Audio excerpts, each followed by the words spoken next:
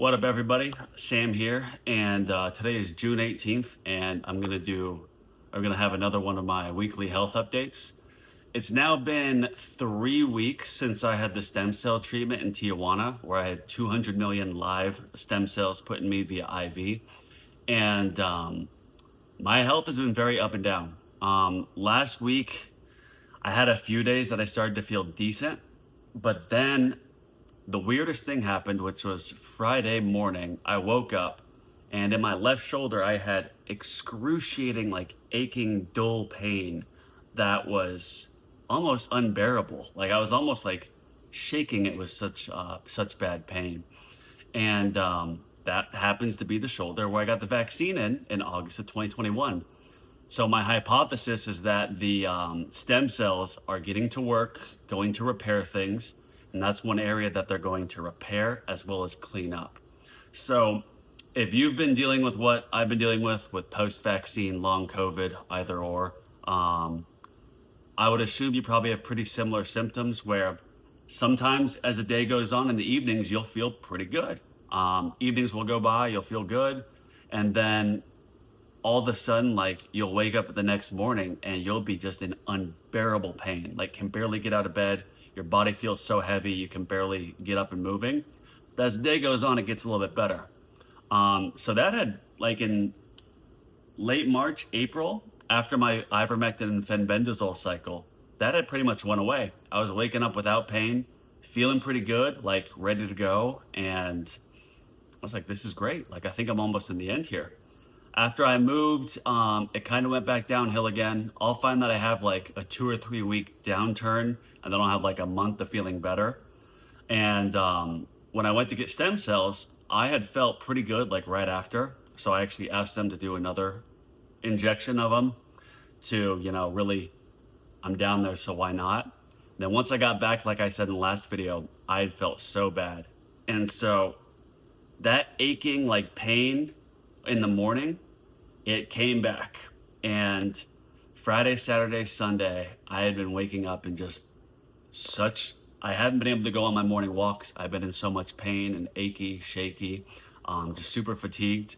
And my hypothesis is that the body is detoxing, of course, like at night pretty heavily. That's when it repairs itself. That's when your brain goes in and literally like washes itself in a way to push out the bad stuff. And what I've noticed is that I'll feel decent in the evenings, and then I'll wake up at like 3 a.m. and I'll feel fine. But then I'll wake up at 6 a.m., like after going to bed again, and I will feel just horrific. So what I started doing, and I've kind of been doing this for a while, but I've been looking more into controlling Herxheimer reactions, your body's detox reactions.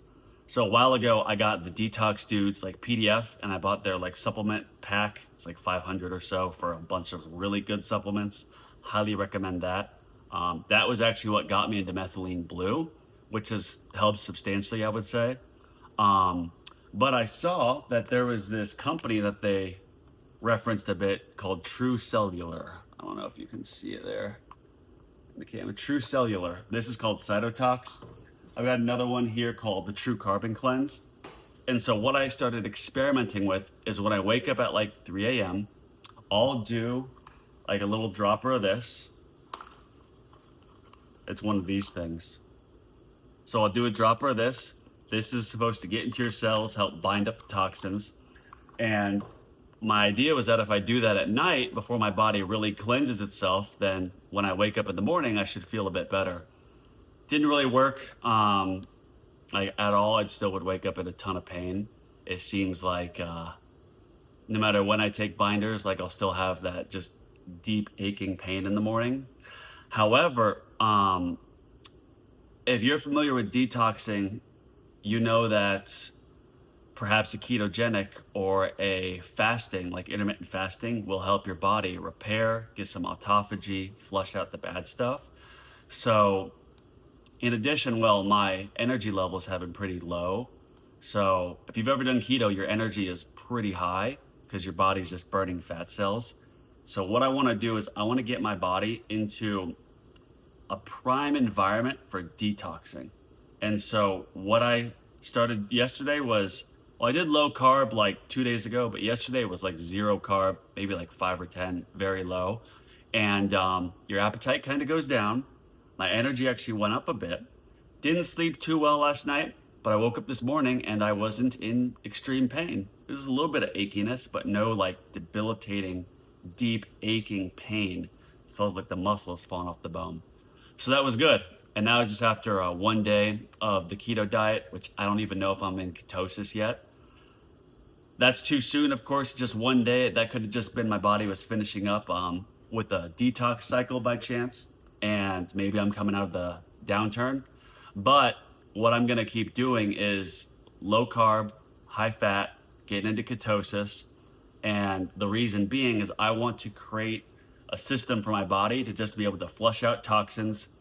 Toxins are stored in fat cells as well. So I want to make fat cells my body's fuel so I can just go in, clear that stuff out. And since I won't be eating too much, I'll have plenty of time with an empty stomach where I can take my binders and then like glutathione just to help keep my body, keep those detox pathways open and clearing. The one thing too that I do want to add is I have had the last few days, I've had some crazy dreams, kind of like another night terror, which is indicative of having detox reactions.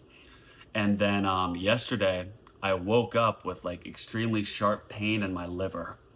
And so then I took the cytotox and the liver pain did go away.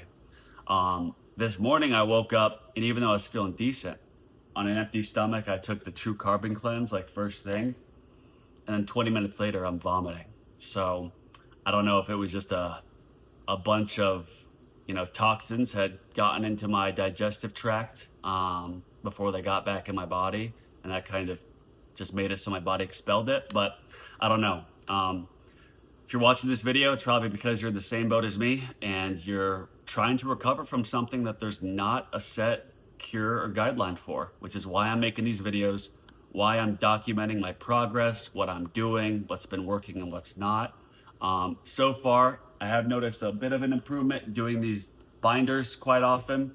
And after 1 day of low carb, my pain level went down a bit. So we'll see as it keeps going. One thing, and I know I'm kind of skipping topics, but when I was really sick and they did a blood test and found that 8% of my blood vessels had the COVID spike protein, I did a 21-day juice fast. Before that, I had done like a month of every other day fasting. So 12 hours of feeding, 36 hours of not feeding. And then I also did a 84-hour wet fast and then a 72-hour dry fast. And when I did my blood test again, they found no spike proteins. The doctors were shocked. They're like, how did you get rid of these? We thought it would take you until, spring of 23. And at the time it was like September or October of 2022. And that just shows the power of fasting. And so right now, my hypothesis that we'll see if it's true or not, the stem cells have revitalized my system and have really strengthened my immune system. So now my body is getting to work to detox and get rid of some of the bad stuff that's been hampering me down.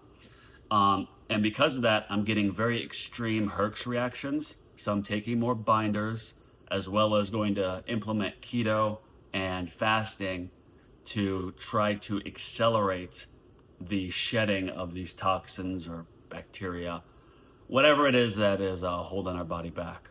So let me just do a quick review here because I did take some notes. Wanted to make sure I covered everything. Getting back to intermittent fasting.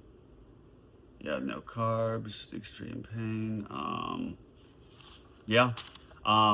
I think this is how I'm going to do the videos from now on. I kind of like this new setup. I stream on another YouTube channel and that's my setup in there with the camera, but I don't think for these type of videos it looks as good. So if you're watching this, like, share, please. And if you are suffering from some sort of chronic illness or whatnot, please drop a comment. I'm happy to share any advice I have. I'm not a doctor, but a lot of these practices that I've been doing and things that I've been doing, they're not just for if you've been suffering from post-vaccine long COVID. They're for any autoimmune, anyone who has chronic illnesses, fibromyalgia, chronic fatigue. I refuse to believe that we're going to be sick forever. I just refuse to believe it. And my doctors have told me the same. They told me that I'm going to make a full recovery in time. I've consistently been improving. It might be 3 steps forward, 2 steps back, 1 step forward, 2 steps back, 3 steps forward, 1 back. It's inconsistent, but I have been improving substantially. So, yeah, I hope these videos offer some value. I don't think there's many other people really documenting their recovery from this thing. I know in 2020, or 2021, if I was making videos like this, I probably would have been banned, but drop a comment. I'm happy to answer any questions. There was someone who dropped a comment wanting to connect, and I left my Instagram. I've been checking, but I haven't seen the message. So if that's you, of course, message me again. I want to make sure I get back to everyone and help out. So with that, God bless. We'll feel better, and talk to you guys later.